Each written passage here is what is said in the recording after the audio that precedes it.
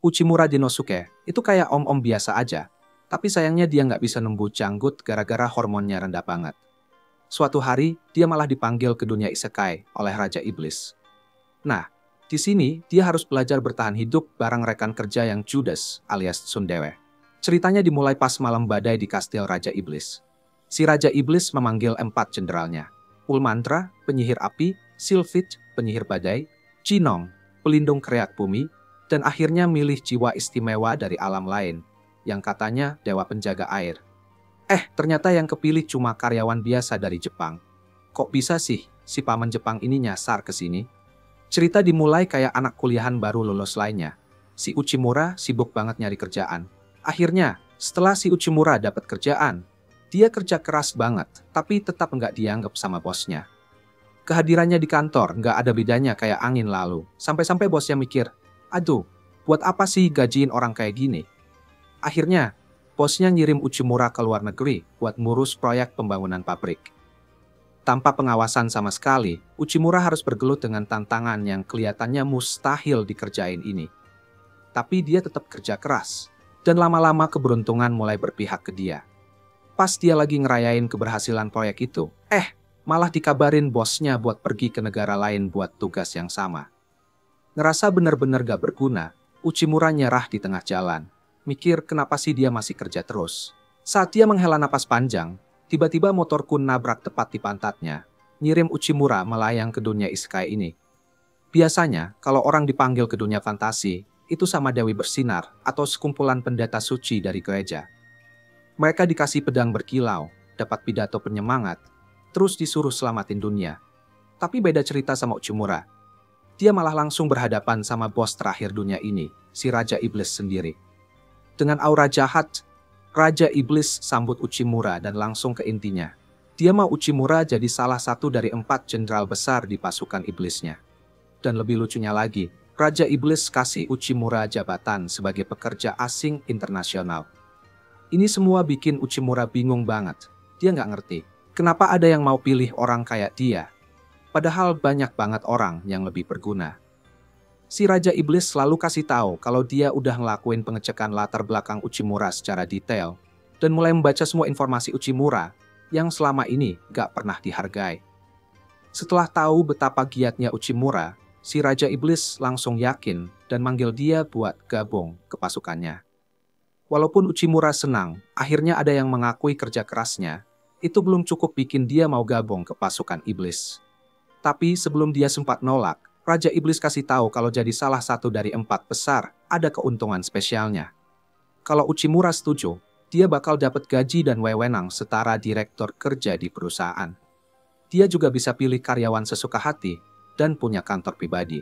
Raja Iblis juga bilang kalau Uchimura nolak, dia nggak bakal nyakitin Uchimura dan akan balikin dia ke dunia asalnya, yang mungkin Uchimura udah dianggap meninggal di sana. Setidaknya Raja Iblis ini nggak maksa Uchimura ngapa-ngapain dan menghargai hak karyawan. Semua sikap baik ini bikin Uchimura sadar kalau dia nggak bakal dapat bos yang lebih baik dari ini. Kalau ingat masa-masanya di bumi, Uchimura cuma bisa ingat gimana dia baikan sama orang-orang di sekitarnya. Sampai dia yakin kalau dirinya memang nggak cukup baik. Jadi dia nyaranin Raja Iblis buat menarik tawarannya. Tapi Raja Iblis malah percaya sebaliknya, dan dengan tegas nyaranin Uchimura buat lupa sama omong kosong orang-orang di sekitarnya, dengan menyebut mereka bodoh yang gak pernah hargai ketekunan seorang pekerja. Raja Iblis berdiri dari tahtanya buat kasih pidato terakhirnya, janjiin Uchimura kalau dia bakal bantu dia capai potensinya, dan meyakinkan dia bahwa dengan bekerja sama, mereka akan mencapai hal-hal hebat di dunia fantasi ini. Sebelum Uchimura bisa memberi jawaban atas tawaran yang keren ini, Ulmandra menyela dan bilang kalau dia nggak yakin manusia lemah bisa melayani Raja Iblis yang super kuat. Sylphid dan Jinong juga setuju sama Ulmandra dan menolak keputusan rajanya. Jadi, untuk membuktikan ketiga bawahannya kalau Uchimura punya kemampuan yang diperlukan, Raja Iblis menyuruh mereka untuk menguji kemampuannya. Ulmandra langsung semangat banget, sampai-sampai nggak dengar instruksi rajanya dengan jelas, dan langsung menyerang Uchimura dengan sekuat tenaga. Sampai-sampai Uchimura langsung pingsan cuma dari gelombang energinya aja. Untungnya, Raja Iblis berhasil menghentikan Ulmandra tepat waktu sebelum dia menyakiti pria malang ini, dan bilang sama ketiga bawahannya bahwa Uchimura ini cuma manusia biasa tanpa kekuatan super. Ini bikin bingung. Soalnya kenapa sih ada yang ngerekrut orang tanpa kekuatan buat pimpin pasukan? Raja Iblis lalu jelasinnya, bilang kalau dia menghargai kecerdasan Uchimura, yang jelas-jelas nggak ada di anggota 4 besarnya yang lain. Sebelum dia bisa jelasin lebih lanjut, Uchimura terbangun dan langsung minta ampun sama Raja Iblis, karena dia nggak mau mati di tangan cewek cantik ini. Raja Iblis menenangkan Uchimura, bilang dia nggak memanggil Uchimura ke sini untuk memanfaatkan kekuatan fisiknya yang nggak ada, tapi justru kecerdasannya. Nah, soal ujiannya, Raja menjelaskan bahwa ini bakalan jadi uji kecerdasan. Untuk menjelaskan kenapa dia butuh orang yang pintar, Raja Iblis mulai ungkapin rencananya untuk bergabung dengan iblis-iblis lain. Berbicara tentang ras-ras berbeda yang mengelilingi wilayah mereka, seperti salamander dan manusia serigala. Tapi sayangnya, negosiasi mereka gak berjalan mulus dengan ras-ras lain, karena para negosiatornya kekurangan kecerdasan yang dibutuhkan untuk memenangkan hati ras lain. Jadi, untuk membuktikan apakah Uchimura layak jadi salah satu dari 4 besar, Raja Iblis kasih dia ujian. Tugasnya adalah meyakinkan para Minotaur untuk bergabung dengan pasukan iblis dengan cara mendapatkan kepercayaan mereka. Negosiator sebelumnya adalah Ulmandra. Jadi kalau Uchimura punya pertanyaan, Raja Iblis bilang dia bisa tanya Ulmandra sebelum pergi. Bersama Ulmandra, Uchimura lewat dekat ruang penjara saat mereka mendekati kamar Lord Talius. Di tengah jalan, si Ulmandra yang berambut merah dan agresif itu dorong dia buat cepat jalan dan bilang jangan kayak nenek-nenek. Uchimura kelihatan ketakutan dengan kehadiran dia. Sementara itu, Ulmandra percaya bahwa Uchimura nggak punya kesempatan buat lulus ujian ini. Meskipun Uchimura punya tekad yang kuat, dia mulai sadar kalau dia cuma karyawan biasa yang nggak punya sihir atau kekuatan apapun. Dia sendiri merasa hal ini bikin sulit banget buat dianggap sebagai bagian dari 4 besar. Tapi dia bertekad untuk terus berusaha setelah ingat kata-kata raja yang bilang, supaya jangan peduli sama perkataan dari atasannya sebelumnya. Kata-kata itu bikin dia yakin kalau raja butuh jasanya. Dan karena ini selalu jadi impiannya untuk kerja sama bos yang menghargai dia nggak mau sia-siakan kesempatan ini buat dapetin pekerjaan yang bagus. Dengan tugas ini, dia berharap bisa memenuhi ekspektasi raja sambil merenung dalam kenyamanannya sendiri. Namun, momen ketidaknyamanan tiba saat mereka sampai di depan Lord Talius, kepala Minotaur, dan melihat betapa besarnya pintu itu. Melihat seberapa besar pintu itu bikin Uchimura berkeringat dan ketakutan. Buat ngatasi rasa ingin tahunya, Ulmandra nyaranin dia buat buka pintunya. Tapi dia juga ngingetin kalau Minotaur itu bisa sangat agresif dan bisa sampai menginjak Uchimura hingga jadi karpet. Dengar ini, Uchimura langsung mikir ulang tentang pilihan kariernya. Sebelum dia sempat berubah pikiran, Ulmandra sudah membuka pintunya. Melihat cahaya terang bersinar melalui pintu, Uchimura berusaha menyingkirkan semua pikiran negatif yang pernah dia dengar. Dan dia bertekad untuk lulus ujian ini, gak peduli apapun yang terjadi. Saat pintu sepenuhnya terbuka, dia melihat Minotaur raksasa berdiri di sana dan langsung panik luar biasa. Dalam benaknya, dia langsung membayangkan diri dia diinjak hingga jadi karpet lantai, seperti yang Ulmandra bilang tadi. Tapi setelah itu, dia langsung berusaha untuk tenang kembali. Melihat betapa takutnya Uchimura, Ulmandra menawarkan diri untuk membantu negosiasi. Dia maju ke depan Lord Talius dan bilang supaya raja melihat bagaimana seorang profesional melakukan tugasnya. Semua orang pasti berharap dia bisa menyelesaikan semuanya dengan cepat kan? Tapi kenyataannya malah kebalik. Awalnya, dia mulai dengan tenang dan santai, bikin Uchimura percaya kalau dia tahu apa yang dia lakukan. Namun dalam sekejap mata, semuanya jadi kacau balau. Dan dia mulai teriak dengan suara keras. Keduanya mulai berteriak satu sama lain. Dari situ, Uchimura menyadari bahwa Ulmandra sama sekali nggak punya pengalaman dalam bernegosiasi. Setelah berlama-lama saling teriak, akhirnya mereka diusir oleh Lord Talius, supaya Ulmandra nggak malu dengan cara negosiasinya yang seadanya. Ulmandra kasih tahu Uchimura bahwa negosiasi berjalan lumayan baik di awal. Setelah itu, Lord Talius tetap bilang tidak. Dia mengklaim bahwa itulah yang bikin negosiasi berakhir. Sebagai pembelaan, Ulmandra terus-menerus menyiratkan bahwa Lord Talius mendengar syarat-syarat yang dia ajukan, tapi tetap bilang tidak setelahnya. Dia menyalahkan Thalios karena keras kepala dan gak mau negosiasi ini maju. Karena cara dia gak berhasil, dia menyerahkan semuanya kepada Uchimura untuk melanjutkan dari sini. Mendengar suara marah dari dalam kamar kepala Minotaur itu, Uchimura memutuskan untuk kabur dan kembali lagi setelah dia memikirkan rencana. Bayangan Minotaur yang menakutkan terus menghantuinya dan bikin dia susah berpikir. Dia penasaran apakah dia bisa berkomunikasi dengan kuburan besar yang penuh kebencian itu. Untuk menenangkan pikirannya, dia pergi ke bar dan pesan minuman. Di sana dia ingat momen di kehidupannya yang dulu sebagai karyawan, di mana klien-kliennya terus bilang, tidak saat negosiasi. Dia teringat momen itu, dan bagaimana akhirnya semuanya bisa berjalan baik untuknya. Dia meneguk minumannya, dan langsung menuju kamar bos Minotaur untuk memulai negosiasi. Sementara dia berusaha melakukan ini, Ulmandra tiba di kamar raja untuk memberitahu tentang ketidakbecusan Uchimura.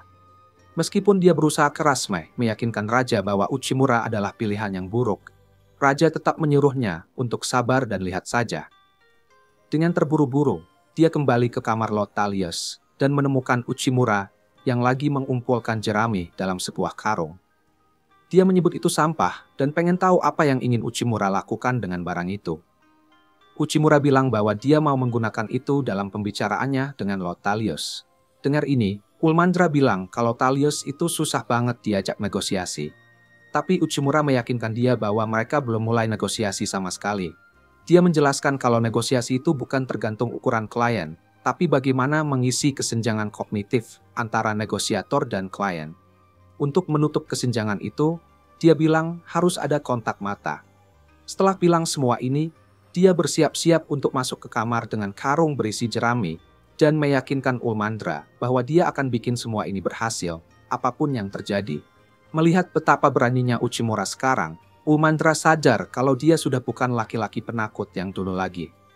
Keesokan paginya, Ulmandra masuk menerobos kamar Lord Thalios untuk mencari Uchimura karena dia nggak dengar kabar dari dia semalaman. Begitu masuk, dia mendapati jerami berserakan di mana-mana dan mengira kalau negosiasinya gagal total. Namun, Uchimura memberitahu dia bahwa Lord Thalios sedang bersama raja untuk menyelesaikan perjanjian penggabungan mereka. Mendengar ini, Ulmandra langsung kaget banget, nggak percaya kalau Uchimura bisa berhasil ini semua dalam semalam. Dia pengen tahu gimana cara dia melakukannya. Uchimura pun menjelaskan bahwa Lord Thalios sebenarnya dari awal udah terbuka untuk negosiasi. Tapi dia cuma terus bilang tidak, dan membuat Ulmandra kesal dan lihat bagaimana dia mengatasi situasi itu. Dan saat itu terjadi, dia selalu pergi, percaya bahwa negosiasi sudah gagal total. Setelah ngobrol sama raja, Lord Thalios mendekati Uchimura dan Ulmandra, minta maaf karena udah bersikap kasar. Dia juga terima kasih sama Uchimura karena udah menangani negosiasi dengan baik dan mengulurkan tangan untuk berjabat tangan. Setelah mencapai pencapaian besar ini, raja mengakui kalau Uchimura sudah lulus dan memberikan dia posisi sebagai salah satu dari 4 besar. Dia kemudian memberikan Uchimura sebuah gelang emas yang menandakan awal tugasnya sebagai pekerja asing kerajaan.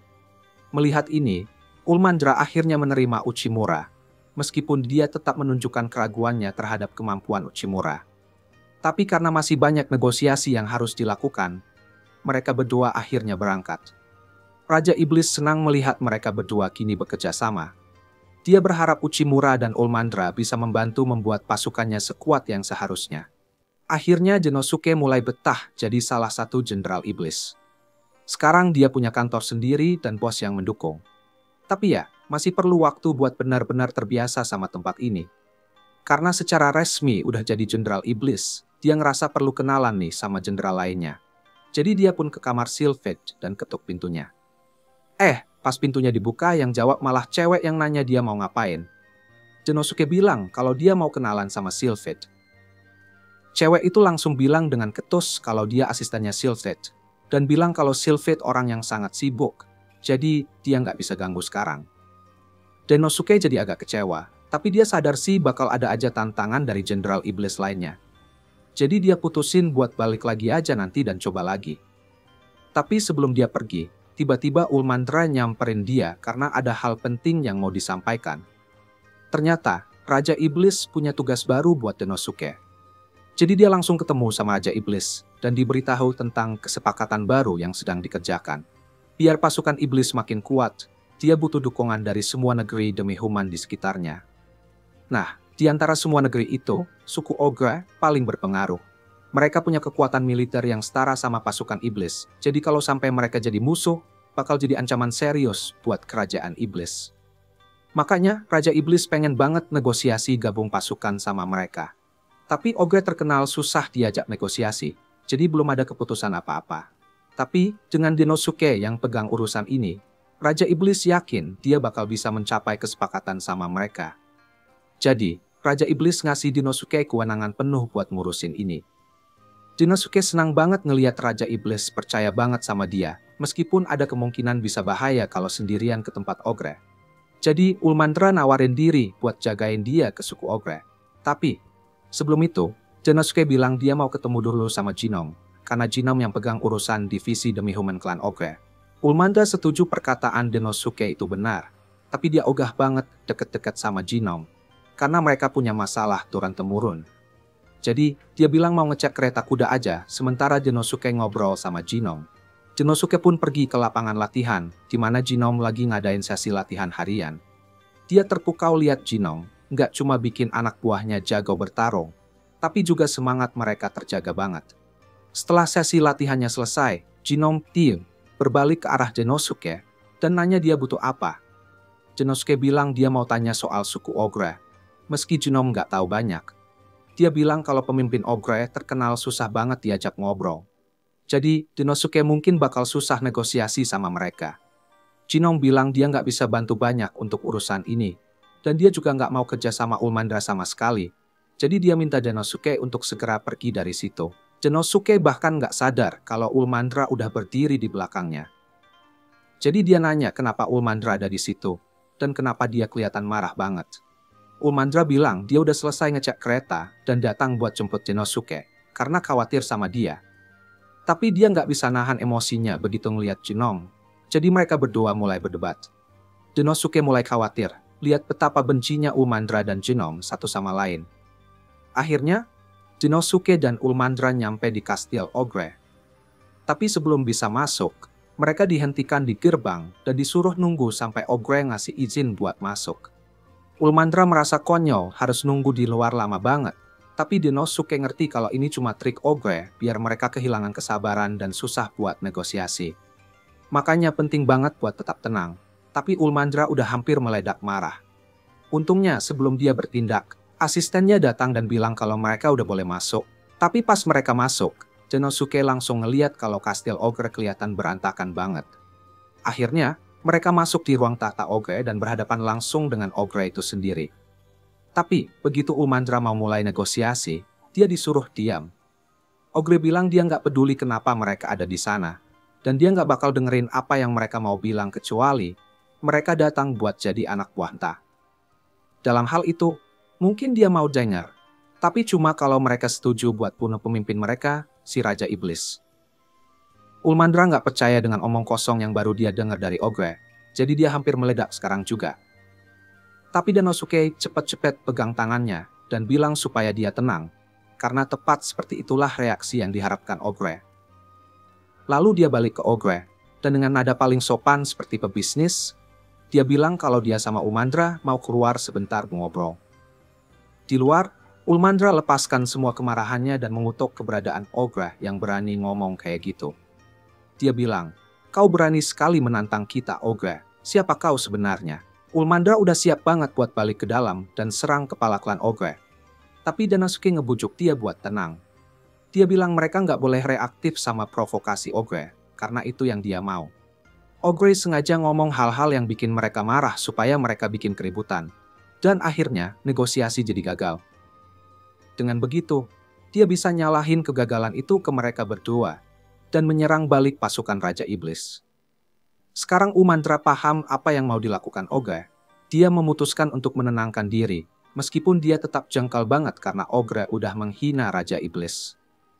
Jujur, Denosuke juga merasa marah, tapi bertindak berdasarkan kemarahan itu malah bakal merugikan peluang mereka untuk sukses di sini. Jadi mereka harus hati-hati dalam merespons. Tapi, meskipun udah begitu, Ogre masih nggak mau bernegosiasi, jadi mereka juga nggak banyak bisa bertindak saat ini. Tiba-tiba, cewek yang tadi muncul lagi, dan dia ngenalin diri sebagai anaknya Ogre, namanya Orly. Dia tahu ini mungkin terkesan kurang sopan, tapi dia punya permohonan, jadi dia minta bantuan Denosuke dan Ulmandra untuk menghadapi ayahnya. Orly nuntun Denosuke dan Ulmandra ke sebuah ruangan kosong, dan menjelaskan kalau ini adalah ruang penyimpanan makanan. Dan seperti yang bisa mereka lihat, ruangan ini nggak ada makanan sama sekali. Suku Ogre dikenal karena kekuatan dan pengaruhnya di kalangan demi-human. Tapi belakangan ini, mereka mengalami kesulitan finansial yang parah. Bahkan banyak dari orang-orang mereka yang kesulitan cari makan. Denosuke udah curiga kalau ada yang nggak beres.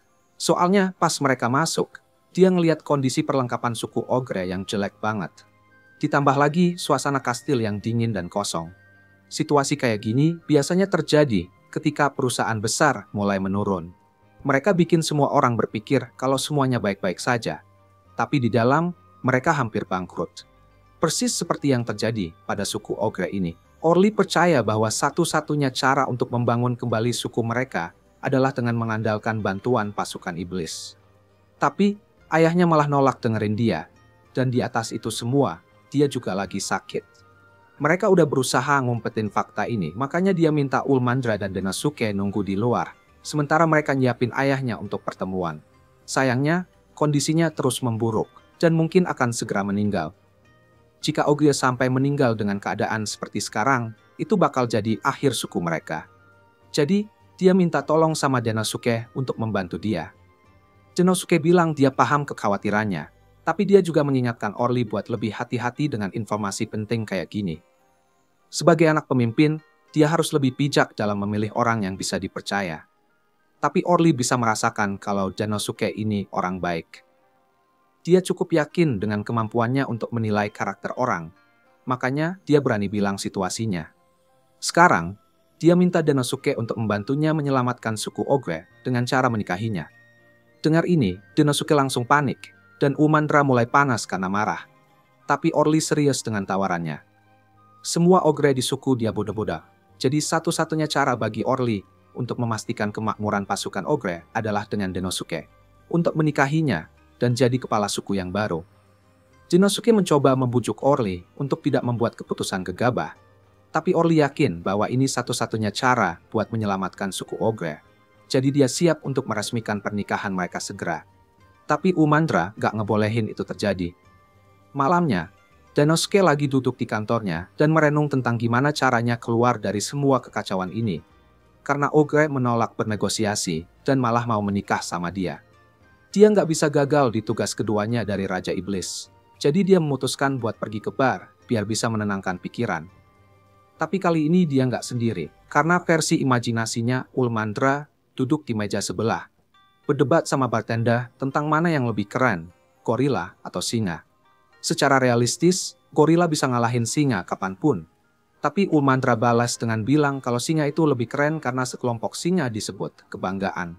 Begitu Denosuke dengar itu, dia langsung keluar dari lamunan. Dan tiba-tiba punya ide cemerlang tentang gimana cara ngadepin masalah ini. Paginya Denosuke manggil Ulmandra keluar dan minta maaf karena udah bangunin dia terlalu pagi. Tapi dia butuh bantuan Ulmandra supaya mereka bisa mulai negosiasi. Tapi, buat rencana Denosuke berhasil, mereka perlu pergi ke tempat lain dulu. Kalau semuanya berjalan lancar, sekarang Ogre yang bakal minta-minta untuk ngadain pertemuan negosiasi. 1 minggu kemudian, Denosuke dan Ulmandra dipanggil masuk ke ruang tahta kepala suku, persis seperti yang direncanakan Denosuke, dan Ogre kelihatan sangat marah. Dia baru tahu kalau semua suku di sekitar udah bikin aliansi sama pasukan iblis dalam seminggu terakhir. Dan dia mau penjelasan. Minggu lalu, Denosuke udah kasih tahu Ulmandra tentang rencananya untuk merekrut suku-suku yang lebih kecil dulu. Ketimbang berusaha meyakinkan Ogre. Ini sih seharusnya tidak sulit, karena sama seperti suku Ogre, suku-suku lain juga lagi berjuang mengatasi kekurangan makanan. Jadi mereka bisa dipengaruhi oleh janji dukungan. Ulmandra paham dengan rencana Denosuke, tapi dia nggak nyangka kalau rencana itu bisa berhasil begitu baik dengan memaksa Ogre untuk bernegosiasi. Strategi Denosuke ini berdasarkan sesuatu yang dia lakukan waktu dia jualan produk di bumi. Jika dia coba mendekati perusahaan besar secara langsung, biasanya mereka bakal nolak. Jadi, dia lebih milih buat pemasarannya ke perusahaan-perusahaan kecil dulu dan jual produk mereka. Sampai akhirnya perusahaan besar itu terpaksa menghubunginya dan minta produk juga supaya nggak ketinggalan. Begitu juga yang terjadi di sini. Kalau semua demi-human di sekitar bergabung dengan pasukan iblis, kepala suku yang sombong ini pasti nggak bakal tinggal diam. Saat ini, Denosuke berpura-pura bodoh dan berlagak kayak dia cuma nawarin aliansi ke kelompok-kelompok kecil karena mereka lagi kesulitan bertahan hidup dan butuh dukungan dari pasukan iblis. Tapi ini malah bikin Ogre makin marah karena dia sama sekali nggak setuju untuk melakukan negosiasi. Semua berjalan sesuai rencana karena sekarang Ogre udah kehilangan kesabaran. Dia jadi lebih rentan sama taktik negosiasi Denosuke. Denosuke kemudian mulai menjelaskan bahwa aliansi ini bukan dibentuk hanya olehnya, karena dia dapat bantuan dari Orly. Ogre nggak percaya kalau putrinya sendiri tega berkhianat seperti ini, tapi Orly bilang bahwa ini semua perlu demi suku Ogre. Satu-satunya jalan keluar dari situasi mereka saat ini adalah mengandalkan bantuan pasukan iblis. Dan meskipun dia mungkin nggak mau mengakuinya, keadaan udah berubah. Ketua Ogre udah tua dan sekarang lagi sakit. Jadi mereka perlu bergabung dengan pasukan iblis kalau mau bertahan hidup. Tiba-tiba, Denosuke ikut berbicara dan menawarkan alternatif untuk Ogre. Alih-alih bergabung dengan pasukan iblis, mereka bisa membentuk kemitraan yang setara.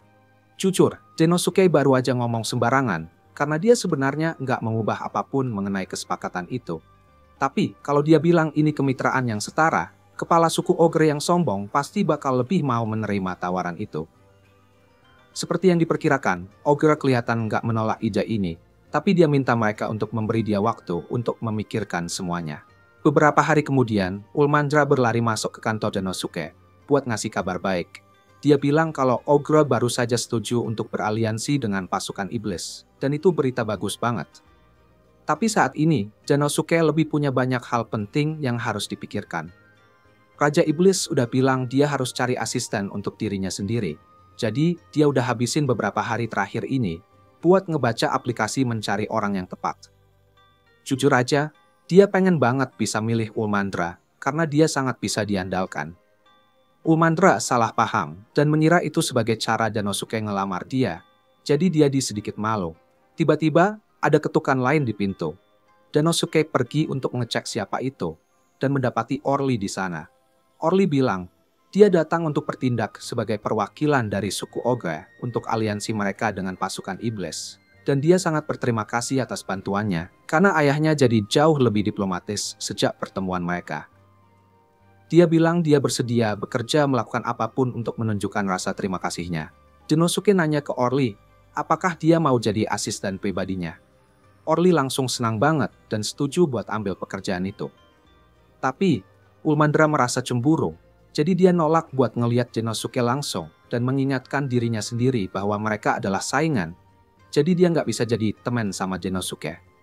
Denosuke sama sekali nggak ngerti kenapa Ulmandra tiba-tiba jadi aneh kayak gitu. Tapi Denosuke berpikir langkah ini sebenarnya bagus buat dia karena pasukan iblis udah berkembang cukup pesat. Tapi setiap kali ada pertumbuhan, ada juga risiko yang meningkat. Jadi semua orang perlu tetap waspada. Keesokan harinya, Uchimura sibuk banget dengan kerjaannya.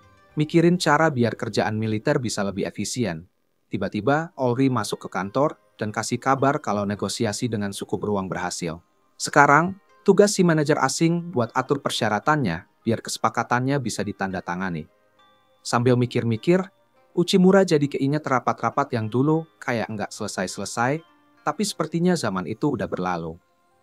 Dan Orly juga dengar kalau usaha Uchimura buat bikin aliansi antara pasukan iblis sama Ogre bakal dapat penghargaan dalam sebuah acara. Detailnya bakal dikasih tahu abis makan siang. Uchimura kaget dong dengar berita ini. Dia jadi mikir, dulu nggak pernah dapat penghargaan. Ngomong-ngomong soal penghargaan kerjaan baru, makan siang dia diantarin langsung ke kantornya sama si Ulmandra. Namun, bubur gimu yang disajikan itu agak hambar menurut Uchimura. Ulmandra ngaku kalau dia udah ngencerin buburnya pakai air biar lebih banyak. Bikin Uchimura jadi agak kesal. Dia jadi mikir, gimu itu sebenarnya tipe biji-bijian yang tumbuh di ladang sekitar kota. Dan gara-gara Orly yang ahli banget dalam studi kerajaan dan diplomasi, Uchimura jadi belajar banyak tentang dunia baru ini. Akhirnya, jatah makanan militer dari pasukan iblis itu cuma bubur gimu yang biasa aja. Dia sih ngerti, tapi jujur aja dia kangen makan daging. Ulmandra, yang bisa ngerasain keselnya temannya ini walau nggak diungkapkan, bilang kalau dia paham perasaannya dan ngajakin buat berburu. Lebih tepatnya, pas mereka sampai di hutan, sang jenderal ngasih tahu kalau pasukan dapat misi buat ngusir binatang sihir di daerah situ. Di antara para makhluk setengah manusia yang tinggal di sana, ada 5 orc yang udah habis dimakan. Uchimura jadi panik, sementara Ulmandra ngejelasin kalau yang kuat bakal memangsa yang lemah. Itu udah hukum alam. Biasanya, orc bakal cari cara buat ngalahin binatang sihir ini sendiri. Tapi kali ini musuhnya terlalu kuat. Mengingat bubur gimu aja mesti diencerin biar cukup. Uchimura ngebayangin kalau orc-orc itu mungkin gak sehat. Apalagi dengan bencana binatang sihir ini. Dunia ini emang sama rumitnya dengan dunia manusia yang asli. Ngebubarin pikirannya, Ulmandra tiba-tiba teriak kalau dia nemu jamur yang bisa dimakan. Ulmandra juga bilang para orc kemungkinan diserang saat sedang memetik jamur. Jamur ini dianggap bahan yang sangat berharga di daerah situ. Gak mau kehilangan momen, Ulmandra berencana nunggu babi sihir muncul.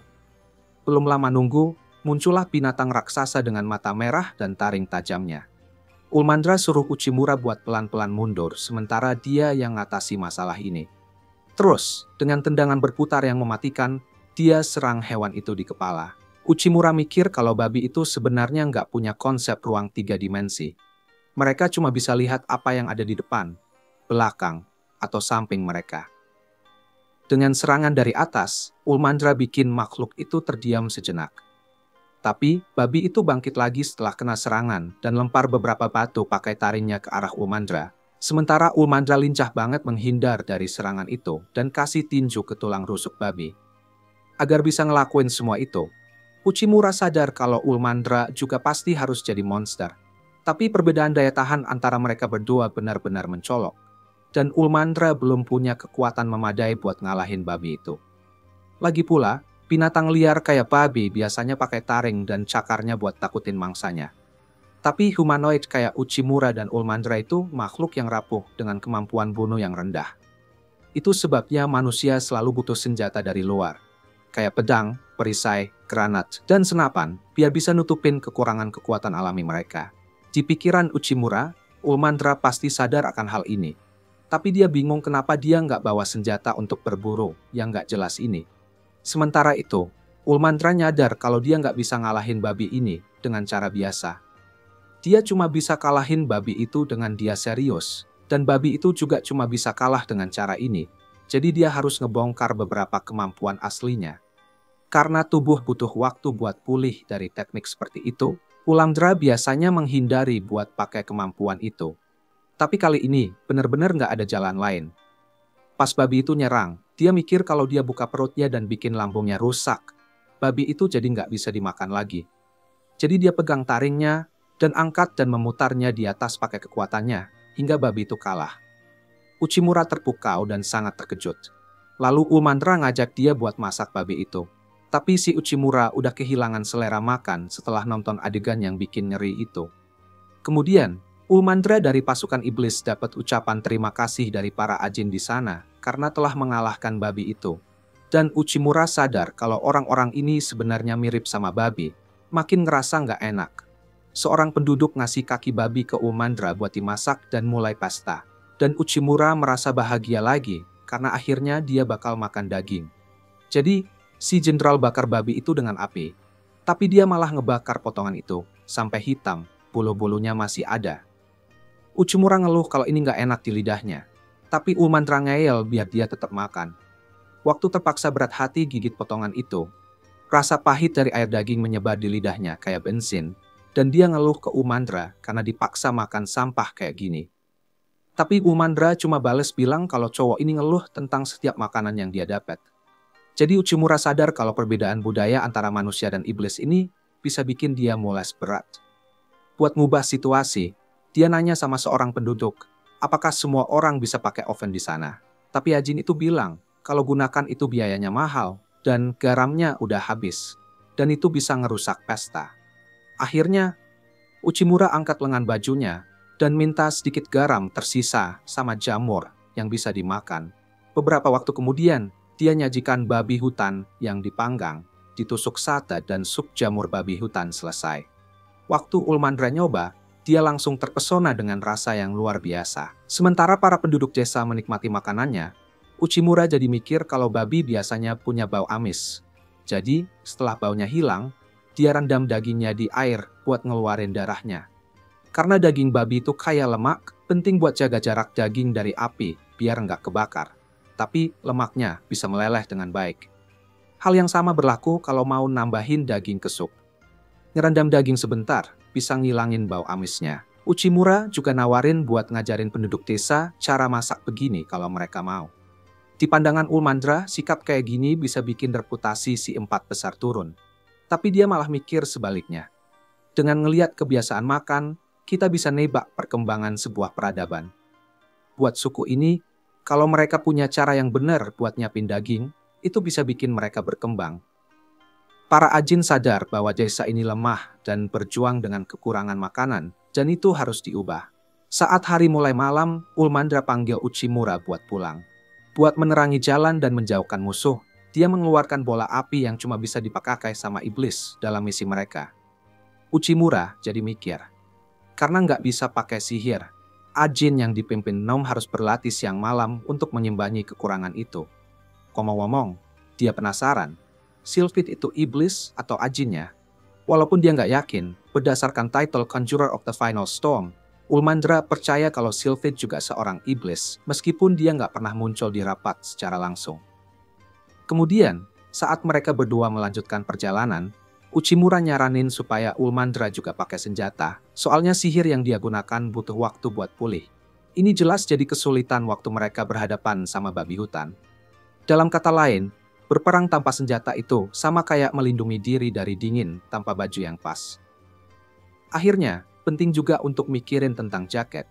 Dengar ini, Ulmandra matiin api, dan ngaku kalau manajer asing ini mungkin benar, tapi sarannya ngerasa kayak hinaan buat dia. Karena ini, dia ganti rencana dan nyuruh Uchimura buat tinggal di desa sampai dijemput ke kastil besok pagi. Lagi pula, Ulmandra udah mulai percaya sama manusia ini. Tapi sayangnya, dia masih ajak orang dari dunia lain yang fokusnya pada efisiensi yang gak cocok dengan para iblis. Setelah ngucapin ini, Ulmandra terbang pergi dan ninggalin Uchimura sendirian di hutan. Jadi, dia harus lari balik ke desa supaya aman. Keesokan harinya, setelah Uchimura pulang dari desa, Raja Iblis memuji kerja keras jenderal manusianya. Tapi dia ingat kalau Uchimura baru kembali pagi hari, sementara Ulmandra udah datang semalam. Dengan air mata mengalir, si Uchimura teriak kalau dia nggak pantas jadi salah satu dari empat besar. Menghadapi situasi ini, Raja meminta Uchimura buat nyelesain masalahnya sama Ulmandra. Dan ini bukan cuma diskusi pribadi antara mereka berdua, tapi juga cara buat Uchimura supaya lebih paham tentang dunia tempat dia berada. Setelah pertemuan itu, Uchimura coba berpikir kenapa Ulmandra begitu marah. Mikirin kalau dua ras yang paling menonjol di kerajaan ini adalah iblis dan ajin. Kesan pertama Uchimura adalah bahwa iblis lebih berakal, sementara ajin seperti orc lebih liar.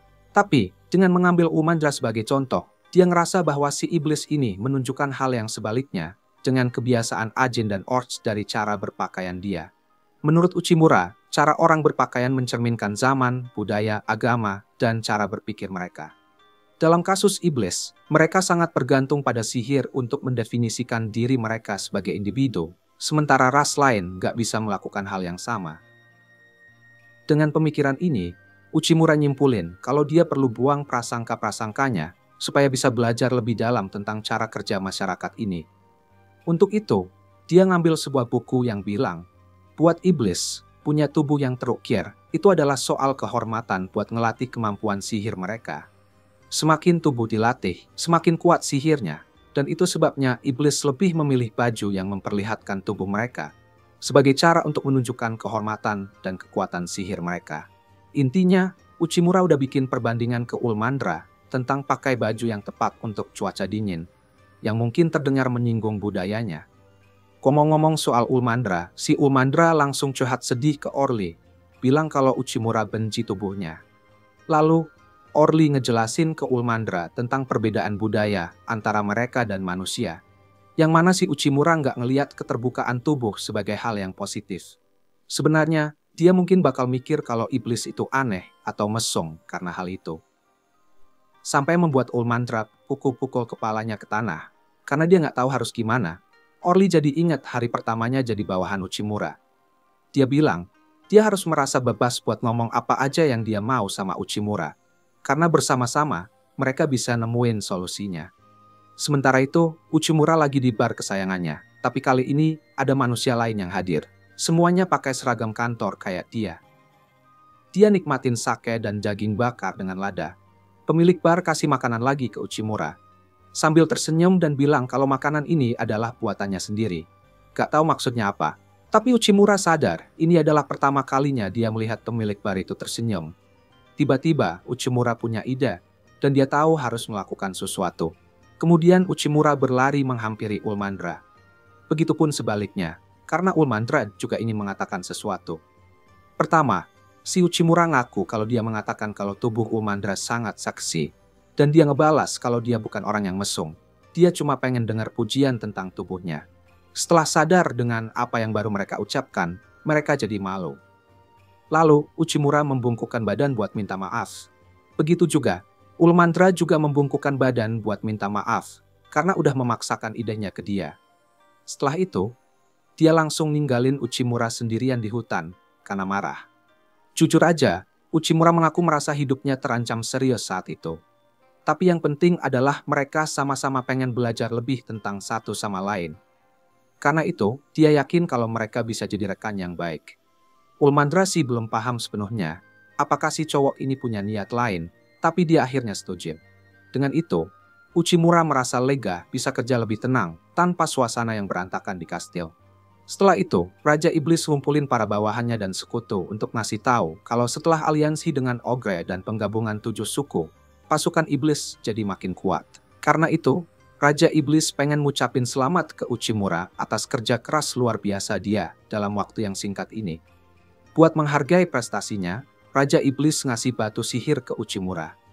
Tapi, meskipun dia bersyukur, Uchimura bilang kalau dia nggak bisa mencapai semua ini tanpa bantuan Ulmandra, jadi dia ngasih batu itu ke Ulmandra sebagai kerja keras mereka. Lihat adegan itu. Orly jadi mikir kalau ngasih barang kayak gini ke lawan jenis itu, dianggap sebagai lamaran dalam budaya iblis. Sementara itu, ada si iblis yang nggak dikenal ngintip dari jauh, dan nyimpulin bahwa seorang tidak berguna kayak Uchimura malah dapat penghargaan. Keesokan harinya, Uchimura dipanggil Raja Iblis. Tanpa tahu alasannya dipanggil, Uchimura malah teriak-teriak dan meminta maaf karena tidak pantas menjadi 4 jenderalnya, dan meminta kesempatan lagi akan melakukan pekerjaannya lebih baik lagi. Bahkan dia akan melakukan pekerjaan apapun. Tapi Raja Iblis berkata, bukan karena Uchimura tidak pantas menjadi jenderalnya, melainkan Uchimura memiliki rasa tidak percaya diri yang berlebihan. Malah Raja Iblis memuji kinerja Uchimura yang sangat bagus. Raja Iblis menjelaskan alasan memanggil Uchimura adalah menanyakan pendapatnya tentang hubungan antara Ajin dan para iblis. Uchimura menilai hubungan mereka yang mencolok adalah kesenjangannya. Ras iblis merasa lebih unggul karena bisa menggunakan sihir. Tapi para Ajin tidak bisa menggunakan sihir, sehingga merasa tersisihkan. Raja Iblis pun mengetahui kesenjangan itu.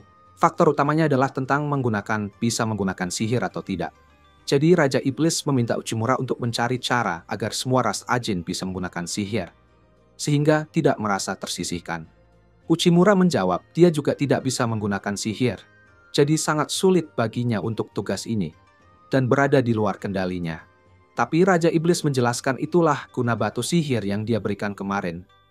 Kemudian Raja Iblis memberikan batu sihir yang belum diasah, dan meminta Uchimura untuk mengasahnya dengan cara apapun yang bisa dia lakukan Uchimura. Raja Iblis juga menambahkan Uchimura akan didampingi ahli peneliti sihir. Orang itu adalah salah satu jenderalnya, si penyihir badai, Sylphid. Tapi Raja Iblis mengingatkan supaya Uchimura berhati-hati. Karena tingkah laku Sylphid tidak bisa ditebak atau bisa disebut misterius. Sylphid juga sudah diberitahu tentang menemani Uchimura dalam misi ini. Raja Iblis mengingatkan Uchimura lagi agar tidak lengah. Karena Sylphid sangat sulit untuk diatur. Dengan rasa sedikit takut dan gelisah, Uchimura menjawabnya dengan siap melakukan misi ini. Uchimura lalu keluar dari ruangan Raja Iblis. Ternyata di sana ada Ulmandra yang sedang mengawasi Uchimura dari kejauhan, karena telah mendapat misi langsung dari Raja Iblis. Ulmandra yang masih salah paham atas pemberian batu sihir sebelumnya, sambil tersenyum memerah beranggapan bahwa Uchimura sedang memantaskan diri untuk Ulmandra. Sambil berjalan ke ruangannya, Uchimura tahu batu sihir itu terbuat dari sihir iblis yang dipadatkan menjadi kristal. Dan dari buku yang dia baca, kandungan sihirnya yang besar bisa dijadikan sumber sihir. Kemudian Orly datang sambil membawa secangkir teh untuk Uchimura dan meminta bosnya itu agar istirahat karena selalu lembur dan selalu bekerja keras. Uchimura sih jawab mungkin akan sedikit lagi bekerjanya. Kemudian Uchimura menanyakan apa yang Orly ketahui tentang batu sihir dan menegaskan apakah Ajin bisa punya kekuatan sihir jika menggunakan batu sihir ini. Orly menjawab bisa saja, namun sihir juga butuh teknologi, jadi kekuatan sihir saja tidak cukup. Uchimura menyadari kunci bisa menggunakan sihir ada pada teknologi. Jadi Uchimura butuh informasi lebih dari penelitian sihir dan harus bertemu dengan Sylphid. Dengan semangat baru, Uchimura membulatkan tekadnya untuk bertemu dengan Sylphid dan tidak boleh ragu-ragu. Lalu Uchimura datang ke ruangan Sylphid dan memberitahukan dia datang atas perintah Raja Iblis. Ketika pintu dibuka, Belinda asisten Sylphid yang menyambutnya. Tapi Belinda tidak mengenal Uchimura dan bertanya dia siapa. Uchimura mengenalkan dirinya kembali, dan dia adalah orang yang waktu itu pernah mengunjunginya.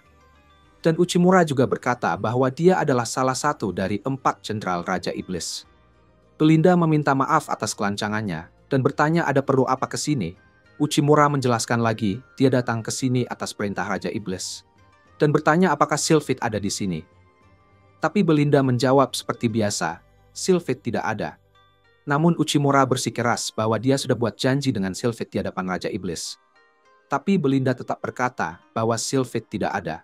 Saat Belinda berpikir Uchimura akan pergi, Uchimura menahan pintunya dan berkata, bolehkan dia berbicara dengan Belinda.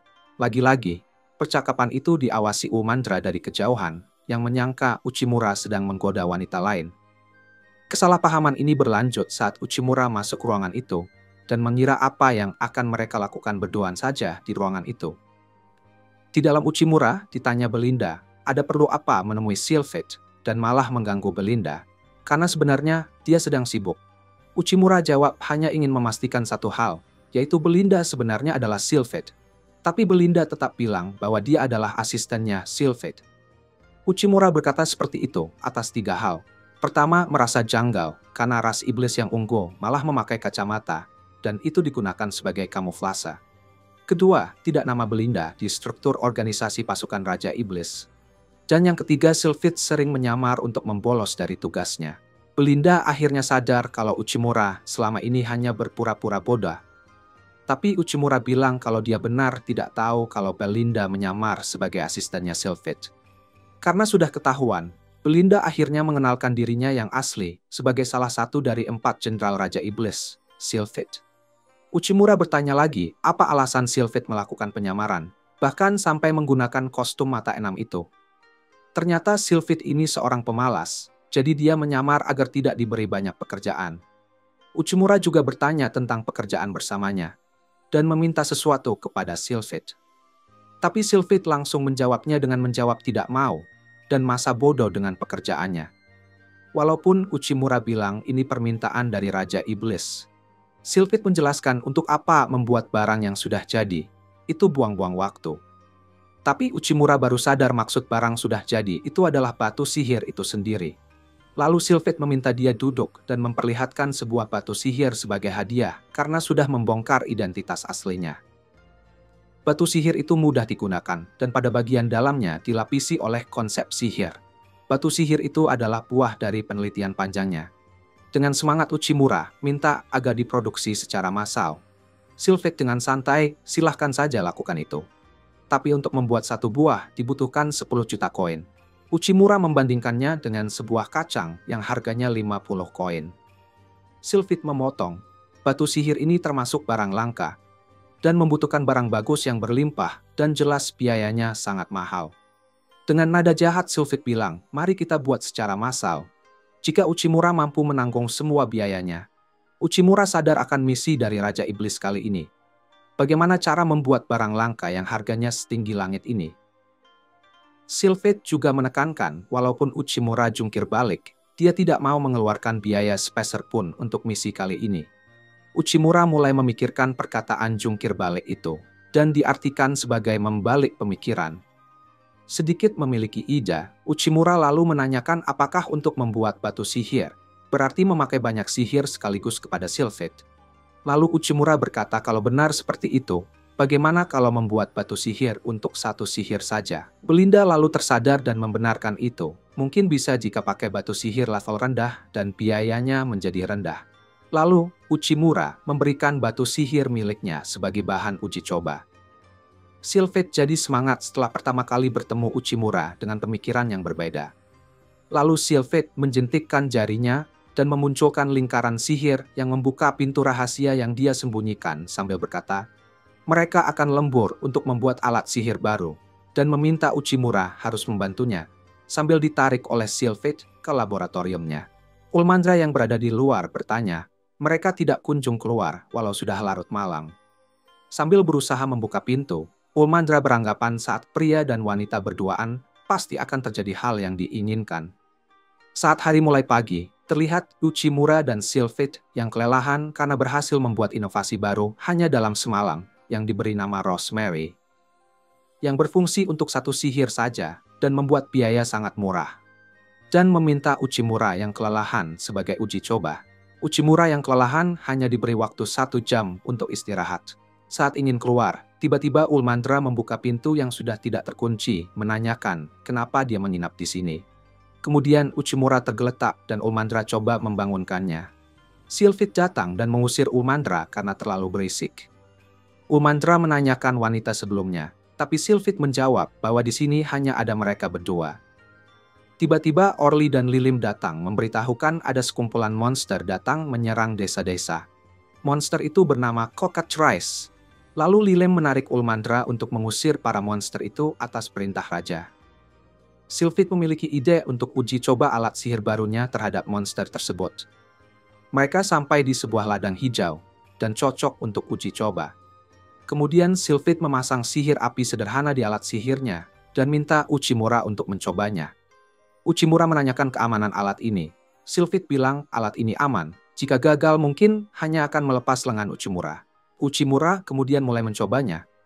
Dengan merasakan aliran darah yang mengalir ke batu itu dan mengumpulkannya di tangan. Lalu muncul bola api di tangan Uchimura yang membuatnya sangat terkejut. Di saat yang tepat, para monster muncul di sana. Dan memerintahkan Uchimura untuk mengusir mereka dengan melempar bola api itu dan mengenai satu monster itu. Lalu dia coba dengan 3 bola api, hingga membuat Uchimura sangat senang karena bisa menggunakan sihir. Tapi alat itu tiba-tiba pecah, dan apinya pun ikut menghilang. Ternyata, ada satu monster yang sudah ada di depannya, dan bersiap memakannya. Uchimura cuma pasrah merasa akan mati hari ini. Tapi Sylphid melindunginya dengan penghalang dan membuat Uchimura tetap aman.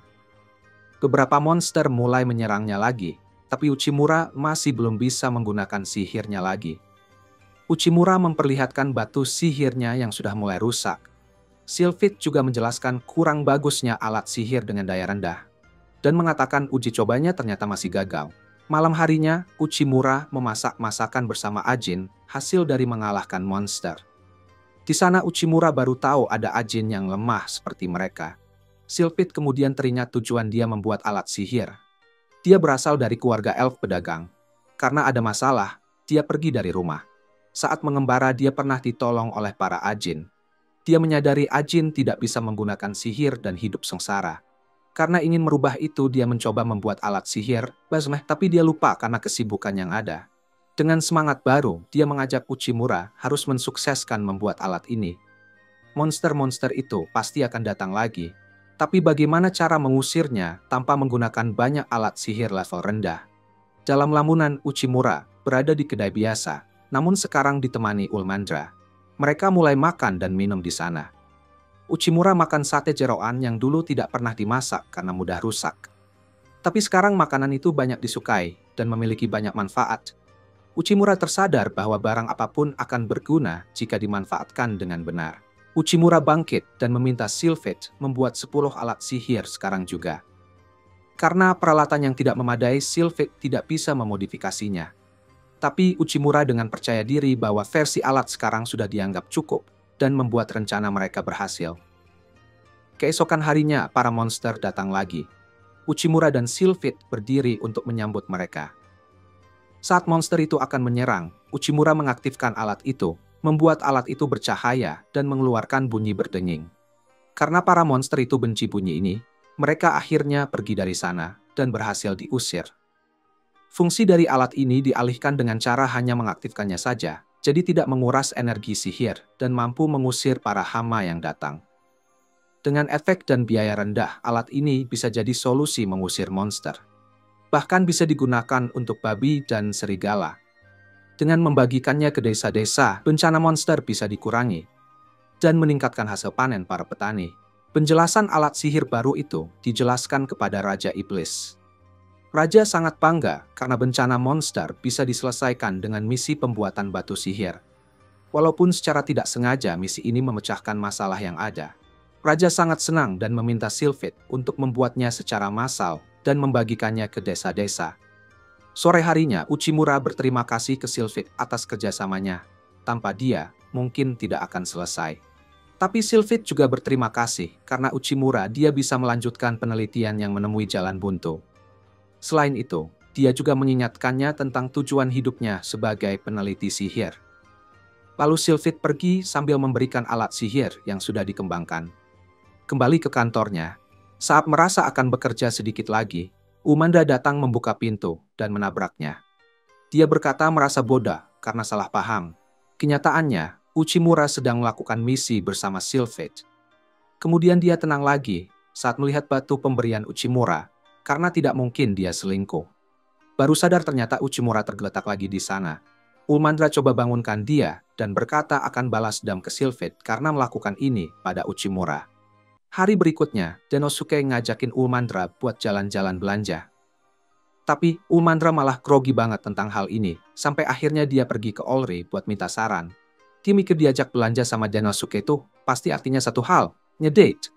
Jadilah Umandra pengen tampil maksimal buat bikin Denosuke terkesan. Bahkan dia rencana pakai baju bikini biar tampil seksi banget. Tapi Olri bilang, mungkin itu bukan ide yang baik. Bisa-bisa Denosuke jadi kagok kalau terlalu terbuka gitu. Mendingan pakai yang sedikit lebih sopan.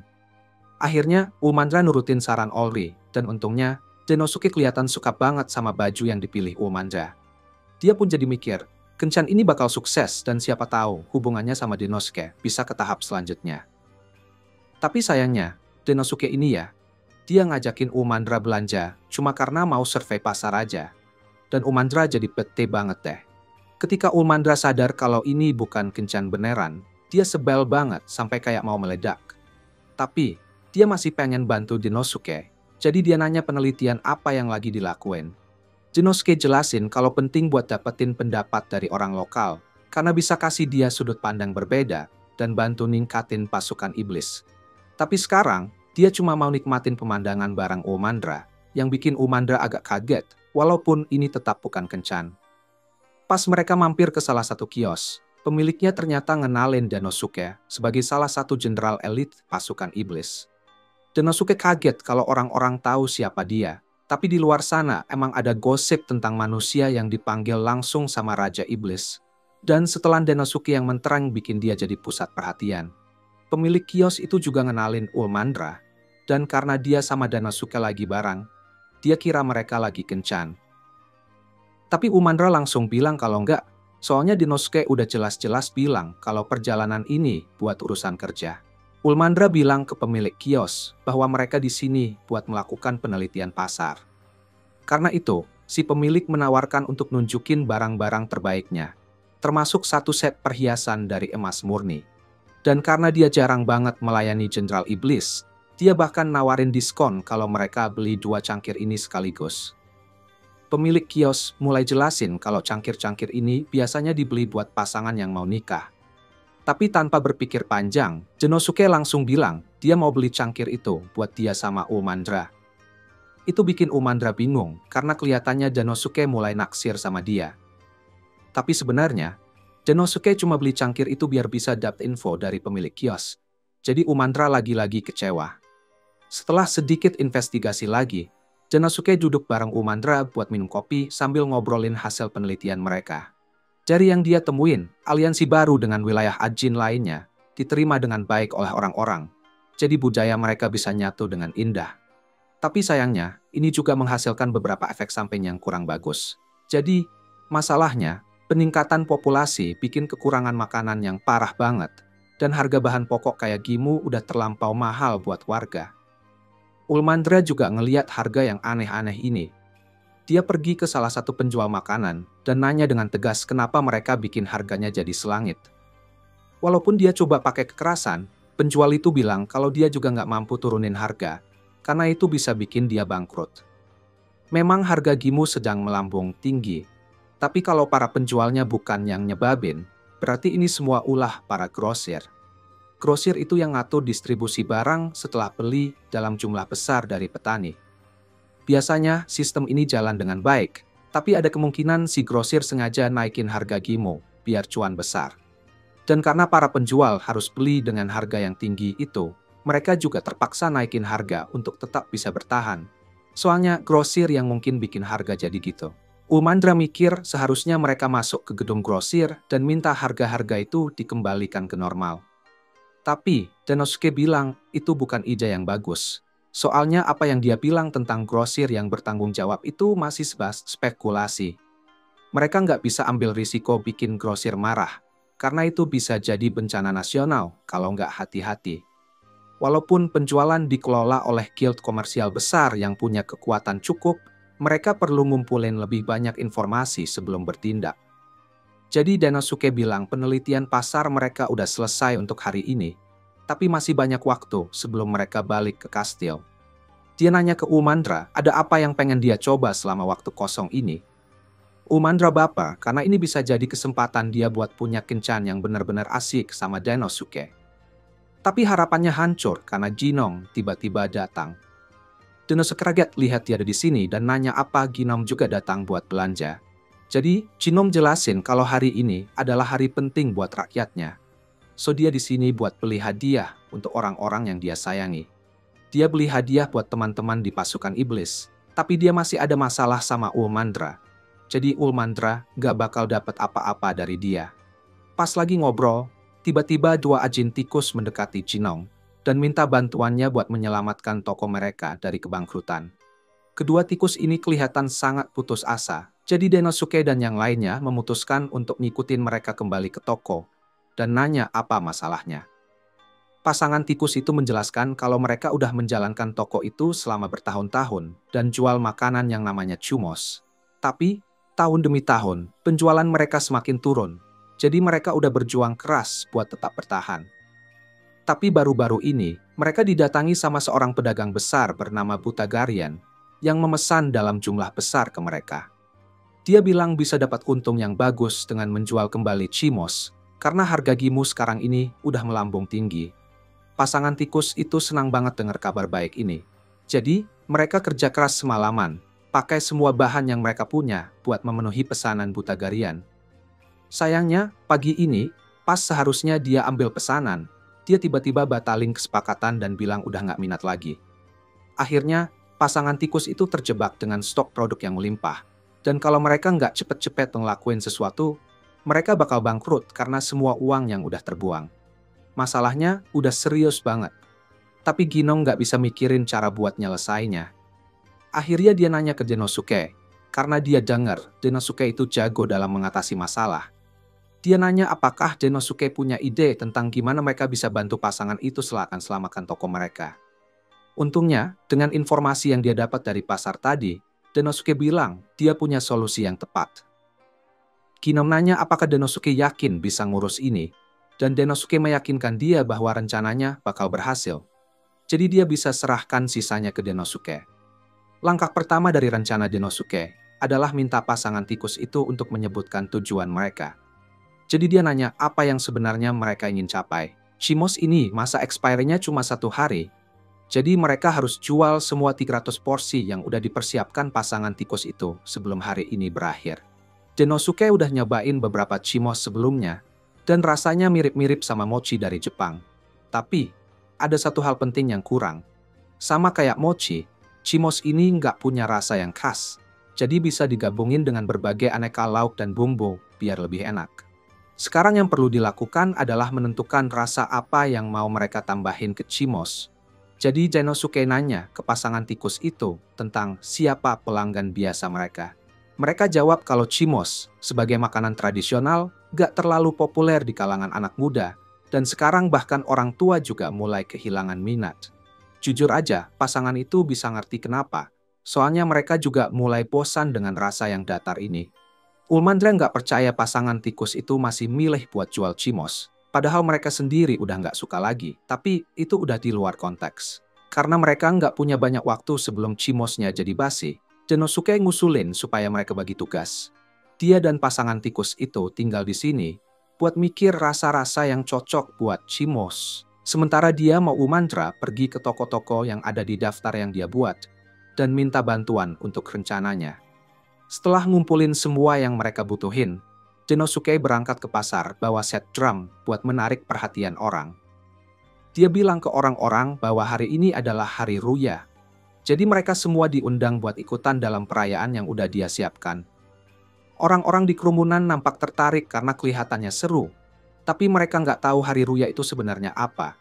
Jadi Denosuke mulai menjelaskan.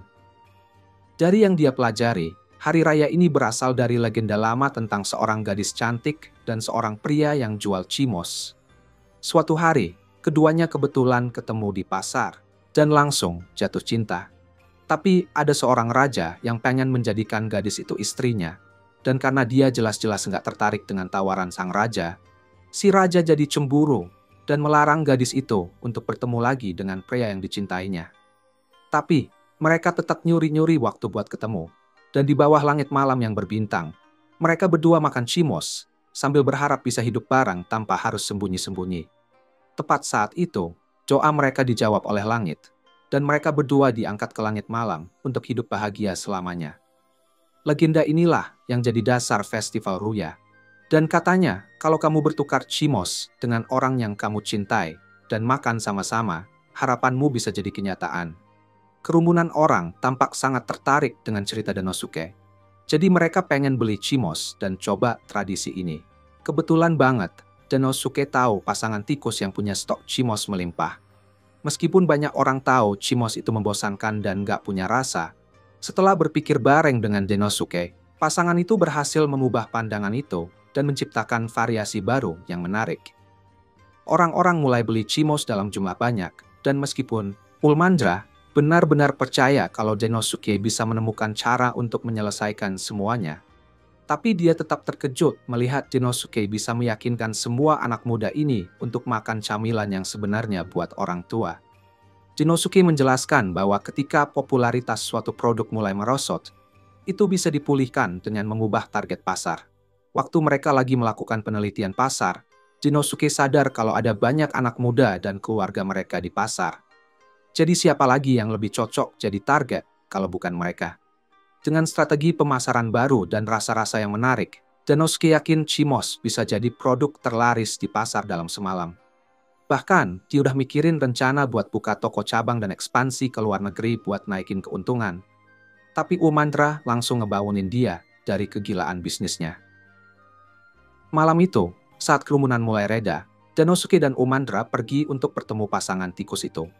Dan mereka berdua nggak henti-hentinya mengucapkan terima kasih karena berhasil menjual semua stok mereka berkat bantuan Denosuke dan Umandra. Denosuke bilang ke mereka supaya nggak perlu khawatir, karena kesuksesan mereka bukan cuma karena dia saja. Itu juga hasil dari kerja keras mereka sendiri, dan bantuan Umandra juga sangat berarti. Mungkin Ginong pergi di awal, tapi selama hari itu, Denosuke dengar dari beberapa ajin lain bahwa Ginong merekomendasikan toko ini ke mereka.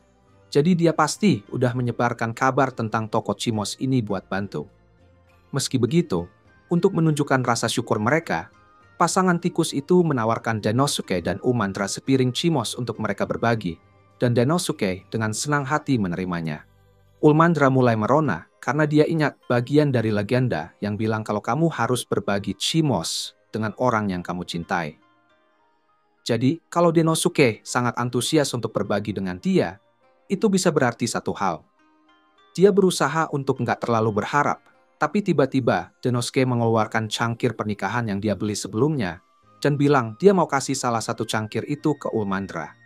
Buktinya bahwa Denosuke mau menikahinya udah sangat jelas saat ini. Jadi Ulmandra nanya ke Denosuke apa yang dia rencanakan buat selanjutnya. Tanpa ragu, Denosuke langsung jawab bahwa dia berencana untuk berharap agar proyeknya berikutnya sukses. Jadi, Ulmandra lagi-lagi kecewa. Malam itu, Denosuke pergi ketemu Raja Iblis karena dia punya sesuatu yang penting buat dibicarakan. Selama melakukan penelitian pasar hari ini, dia berhasil menemukan banyak informasi berguna. Tapi yang paling menonjol adalah dia menemukan perhiasan emas yang dijual. Perhiasan ini berasal dari negara tetangga yang dikenal sebagai negara emas. Karena mereka punya tambang emas yang limpah. Jadi, kalau Raja Iblis berencana untuk memperluas pasukan iblis, Denosuke ngusulin supaya mereka membangun hubungan perdagangan dengan negara emas. Raja Iblis berpikir ini adalah ide yang bagus. Jadi dia bilang mereka akan segera memulai negosiasi perdagangan. Dan dia tahu barang yang cocok untuk ditukar. Dia mengeluarkan salah satu perangkat sihir dan bilang mereka bakal menukarnya dengan negara emas. Tapi Denosuke nggak setuju dengan ide itu. Karena perangkat sihir itu adalah teknologi yang cuma dimiliki oleh pasukan iblis. Jadi mereka nggak bisa sembarangan jual barang itu. Tapi Raja Iblis punya pandangan yang berbeda. Bagaimanapun caranya, teknologi itu pada akhirnya pasti akan dicuri oleh orang luar atau bisa saja dipalsukan. Tapi, satu hal yang tidak bisa dipalsukan adalah sumber daya manusia. Jadi, selama Raja Iblis punya orang-orang berbakat seperti 4 jenderalnya di sekitarnya, dia yakin mereka bisa menciptakan perangkat sihir yang bahkan lebih hebat di masa depan. Raja Iblis memberikan izin kepada Denosuke untuk menangani semua negosiasi terkait masalah ini. Tapi dia juga memperingatkan Denosuke untuk hati-hati, karena Raja Negara Emas adalah sosok yang sangat tangguh.